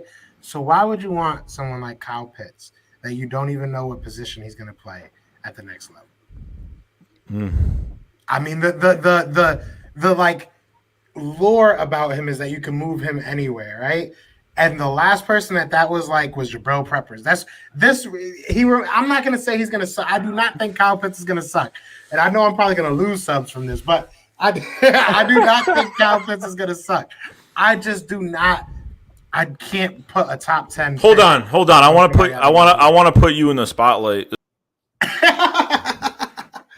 I do not think Kyle Pitts is worth a top 10 pick. Welcome to my TED Talk. Here first. I've said this a bunch of times. I'm either going to be like the rightest man in the world, or my show is going to become a cooking show. Because when I go in the comment section, I see, but he's a tight end, and then I just look at it for 10 hours, and I'm like, I get mad for that long, and I'm just like, but he's not though. Like, that's why. But like, I even watched like even Devontae Smith today. He was on, or a few days ago, ESPN. And they were asked about him, like, have you played in colder weather? Like, do you care if there's a guy out there that's not used to playing colder weather? Like, this is what these guys. I think Stephen A. asked him that. But who they asked that? Devontae Smith. Like, what's like the coldest weather you've played in? Like, wait, we gotta not even his weight. It's like he's undersized and he's got to put on some weight, but he's not used to that cold weather. So yeah, I guess. Do you shiver? Like how many socks do you have on right now? We need to what are these questions, man? It's gotten so bad now. Someone's hands small, someone's arms aren't big enough. I can't stand it anymore. Like, I just can't. Like, if the guy can play, he can play. Like, who cares? It is what it is. I mean, they're gonna pick apart everybody, right? I mean, Pitts can't block. Devontae Smith's too small. Jalen Waddle's got injury concerns with his ankle. I mean, what have they said about Jamar Chase? What's Jamar Chase's big downfall? He didn't play last year? Yeah, that's really about I guess, yeah. That's why I love Jamar. No. I love Jamar. Let me ask you guys this, though. Like, I feel like, all right, if we stood at 12, I think the one person that would come to us that I would literally probably cry on my live draft would be Micah Parsons. And I'm going to be 100%. Like, if we drafted Micah Parsons, I would go nuts because I love Micah Parsons. And I've said it from the beginning. Do you guys have, like, that one player that, like, if he actually drops to us, you know what I'm saying? Like, you'll go crazy for? Yeah, like if they realistically, if one of those linebackers drop to us, I don't care about getting a receiver. I don't care Devontae Smith's on the board. I don't care who's on the board at that point. If they were able to draft a Jock at 12 or a Micah Parsons, that is your building piece, because I think this 2021 season is really going to be all about find those building block pieces, seeing what you have, and then kind of building off that, getting rid of the dead weight that's on this team that's either injured too much or obviously just getting paid too much, obviously. So you can move some guys around, and I think that's where you're going to get it, because really if you can nail this draft and find those tone-setting pieces, I'm telling you, like, you got 3 first-round picks, potentially 3 first-round picks next year that you could do whatever you want with, and potentially, obviously it starts with the quarterback position, but potentially if you have an okay year this year, I'm not saying we have to win the East, I'm not saying that we have to get into the playoffs, but if that's not the case, then if we feel we're going in the right direction, then next year you could, by 22, 23, you could, teams turn around very quick. There are teams that turn around within 2-3 years, sometimes 2 years. I mean, I think after the Chip Kelly era in 2015, I don't think we knew that we were going to win a Super Bowl 2 years later. I don't think that was even on our minds. I said after Chip Kelly left, I said like 3 or 4 years down the road. I said the most 4 years down the road, and with 2 years, it just changed, and it's just crazy. But there's a lot that goes into it, obviously, with the coaching staff and everything like that. But I'm telling you, find those building block pieces this year, and you have a pretty good season where we feel good about ourselves. Where you need to get some more guys, and then go into that draft next year. Not saying you have to use 3 first-round picks, which they probably won't. They could use one in this draft. You never know at this point. But I think they'll be going in the right direction if there's good draft, and obviously the development is there.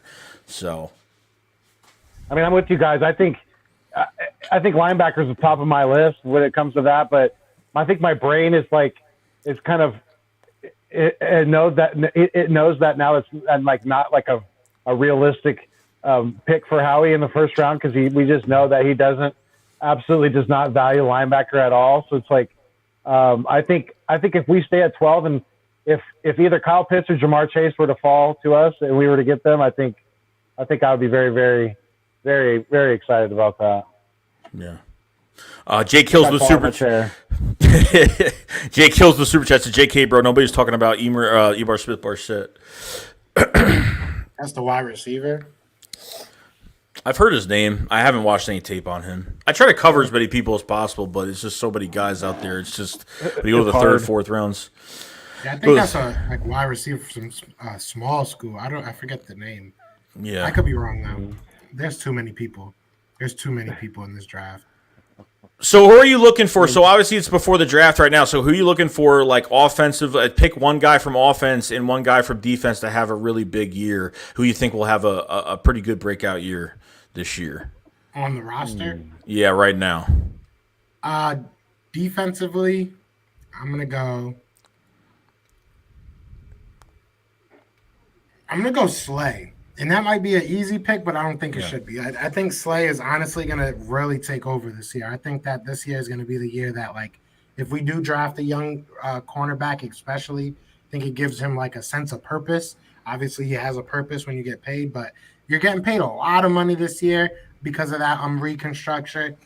And he seems like one of those dudes that he's going to take that smoke. You know what I'm saying? Like, he's really going to take it to the heart that he's got to play for it. He's not getting any younger. His contract's coming up. There's a lot of factors that, I feel like he's going to really go out there. I feel it. I know. It's all good. I get this. I get this on my channel every day. I'm not just saying this because I'm over here. You know, Joey, you watch me make a fool of myself all the time. So, but I know, like, so I think there's a lot of factors that will add up to big play Slay having a big year.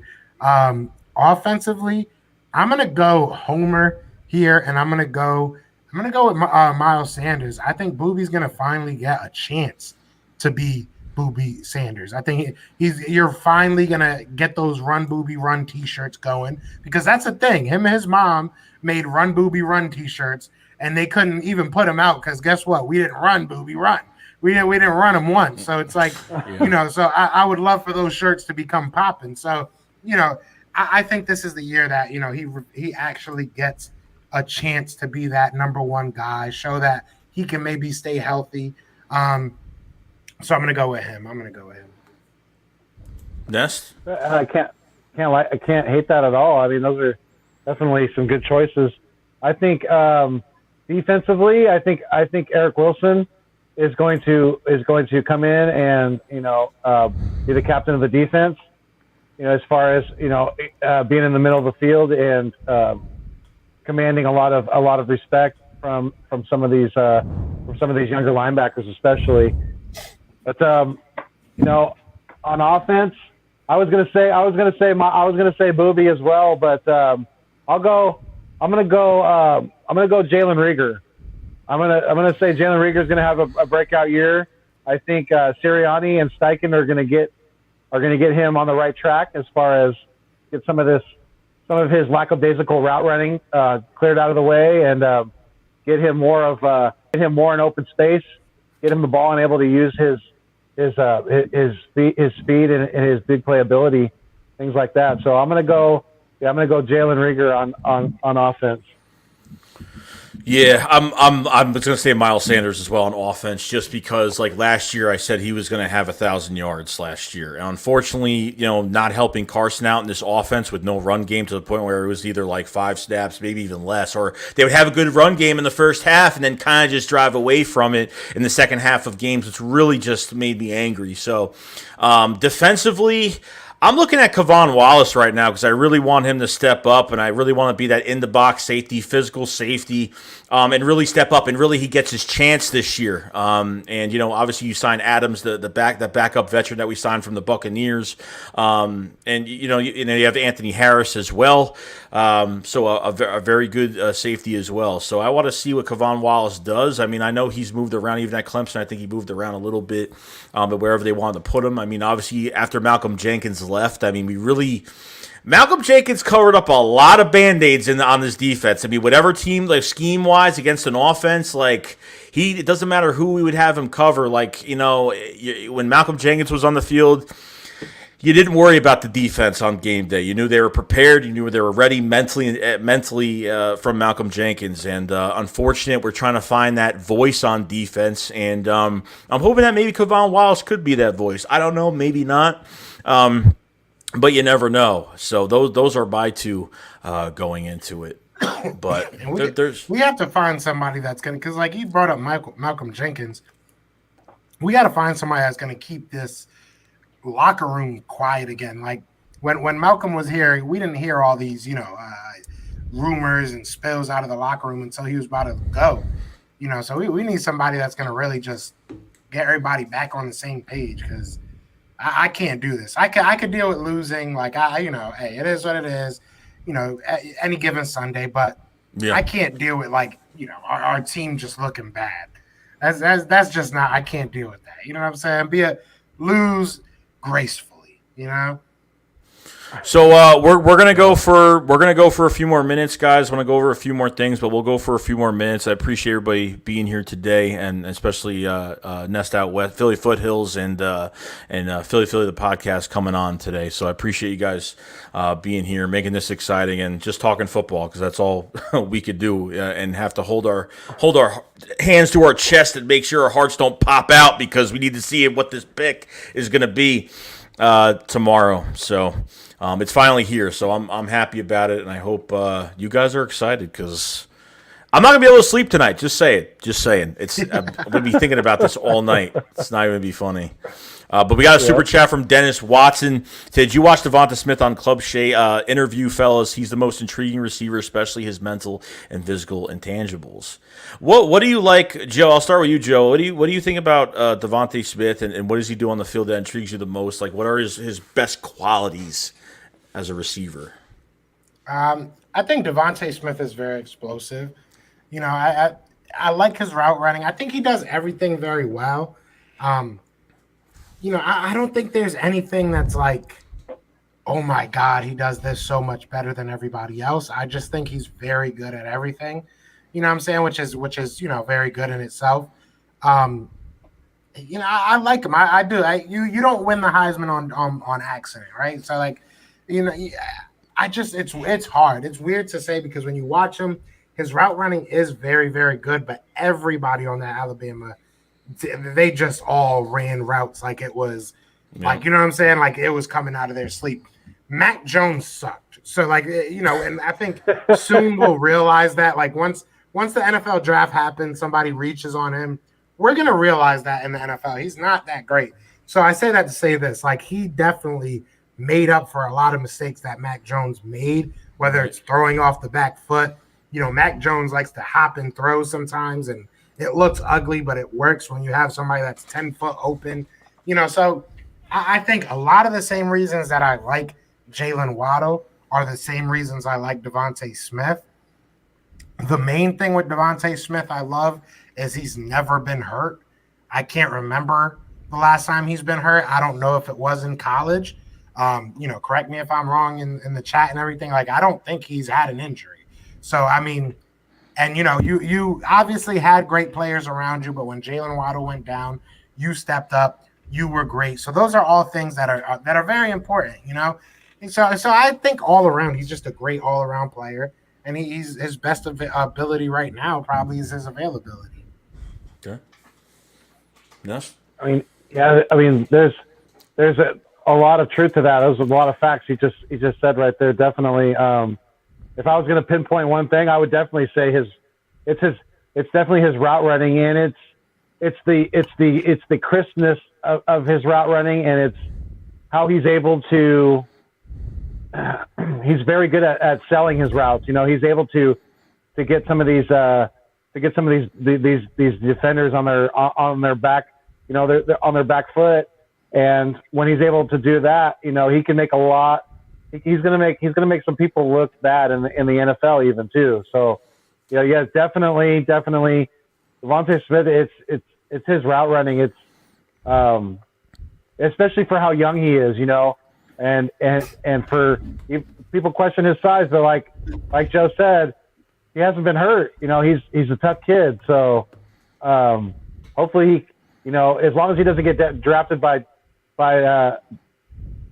the Cowboys or by New York, then hopefully he can continue that in the NFL. Yeah. I definitely say his route running. I'll say this. If you like Devonta Smith's route running, wait till you see Jalen Waddle's. Jalen Waddle is something else. Like, Jalen Waddle's injury scares the hell out of me, if I'm being 100% honest, because he is such a quick twitch cut guy. I think he'll you know, get better. He'll get healthy and play very well. But when I tell you, man, and this is opinion, this is 100% opinion, obviously. But, like, you know, when I tell you, watching Jalen Waddle, man, that boy, I hate when people make comparisons. I hate it. But when I heard Tyreek Hill and when you watch him, I got it. I 100% got it. He really is. It could be that Tyreek Hill type guy. He is explosive. Like, Jalen Waddle is scary. And I said this about Kyle Pitts on the other end. I'll say this about Jalen Waddle. Jalen Waddle has been nasty since high school, and he has been disgusting since high school. So it wasn't new when he got to Alabama that he started dominating. So, you know, Jalen Waddle's a sleeper. If you don't care about that injury, it was a nasty injury, and it's a terrible spot. You know what I'm saying, for a wide receiver that depends on his route running and cutting ability. So, you know, but Jalen Waddle, man, and I see Bino saying Jalen Waddle route running isn't better than Smith's. Yes, it is. In my opinion, yes, it is. But I get it. I see that Tyree, like, I see that comparison with Waddle, because you put him out. he could just run all like an open space. He changes direction so fast. His start and stop speed is fantastic. I mean, the way he just changes direction. I mean, there's no way anyone's going to keep up with him. That's what I like about him. And then plus, if you draft him, have Rager in this offense as well. I mean, I don't know what else Rager's going to do, but I mean, hopefully, he sees these we could exploit what Rager could do, and I think he could do a lot as well. And then we go to Devontae Smith and the way he could pinpoint the ball and get behind the defense and catch in traffic and just so athletic for his size and could jump up and get that ball like it's nothing. I mean, I love it with both these guys. But Waddle is I've liked Waddle a little bit over Devontae Smith for those reasons.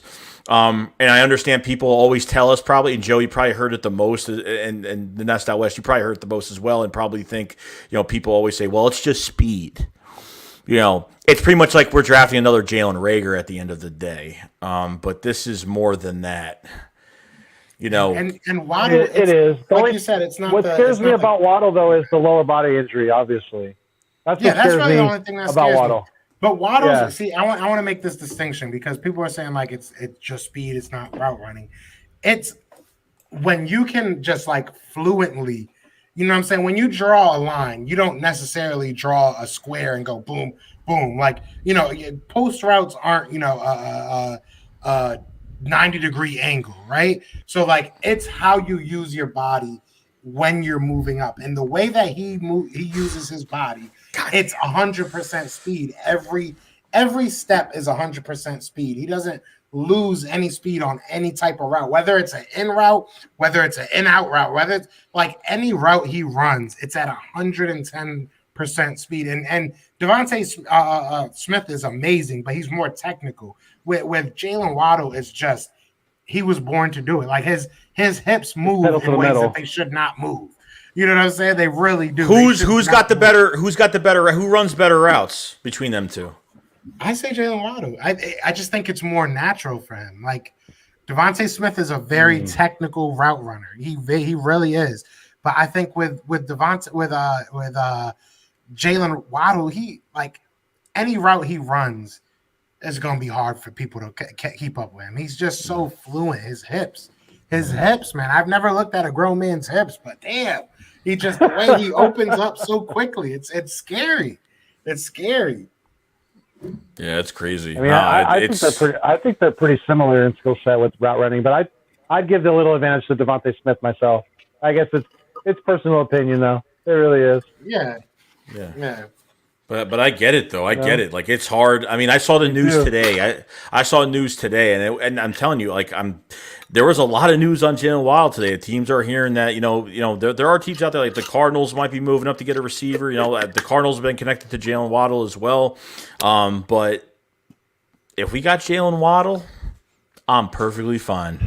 Yeah, that's what I'm saying. That's the scariest part of this draft, bro. There's so many players that I'm okay with, and like. The scary thought is that he might still pick somebody that's like idiotic. That it's like, really, bro, you had all these options. We'll see though. We'll see what happens. But we got from class outage. We got it. Go ahead. If it's Waddle over Horn or Surtain, I don't know. I wouldn't be mad at that. I'm taking one of those two guys before Surtain and Horn. I don't think.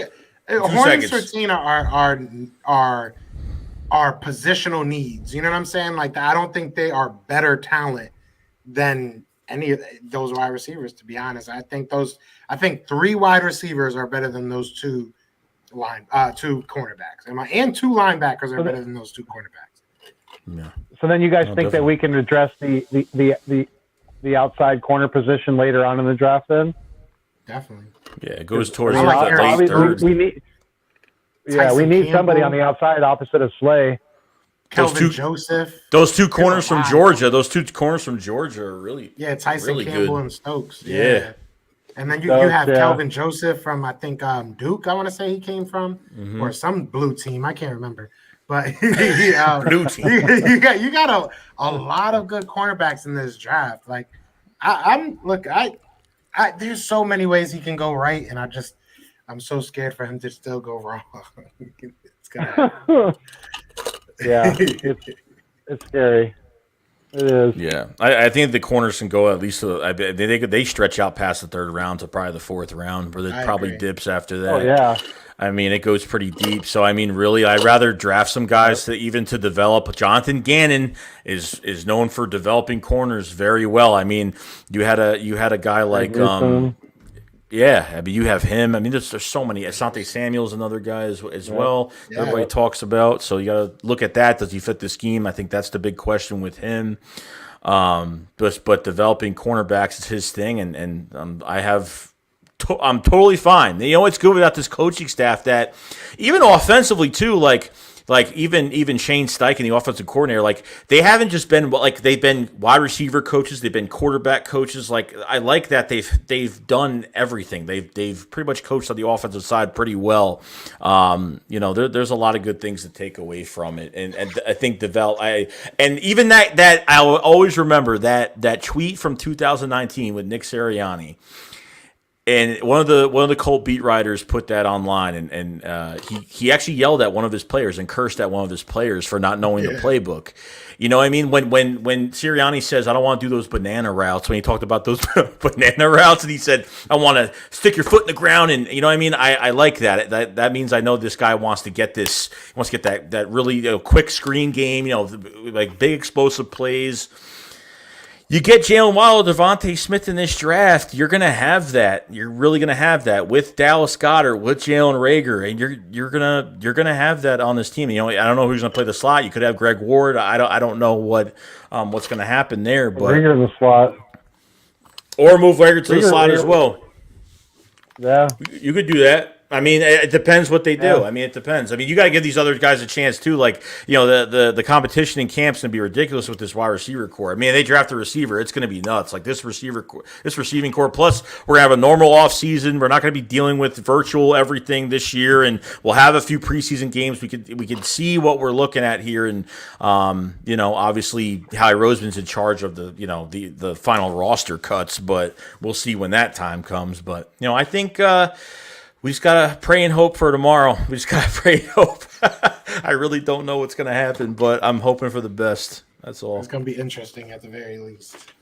So yeah, we're all going to be holding our breath until they announce that pick. So other than that, guys, I just want to. So we have a super chat from Class Outage with a $5 super chat. Appreciate it very much, bro. We're gonna end it here. I don't want to hold anybody up. I don't want to hold everybody up tonight, but I want to appreciate everybody for coming in. Thank you for the super chats. Thank you for everything that you guys coming into the stream and everything. And before you leave today, please, if you guys haven't liked the stream, like the stream. If you guys haven't subscribed to the channel either, and check the description below, guys. All right, I'm on the right way. Philly, the podcast. We got the Nest Out West down below me right here. And, please subscribe to those guys. They really work hard on their channels, and big fans of both of them. Hopefully we could do more of these in the future. Obviously, we're going to be very busy the next few days. We're not going to have time to do much of anything but Eagles content. So if you guys haven't subscribed, please check the links below and check out everybody that's in this in the stream right now, because these guys work very hard on what they do. So, all right, guys, I'll see you guys later. Appreciate you guys coming in. Remember, guys, Shake Squad up, Fly Fly. Peace out, guys.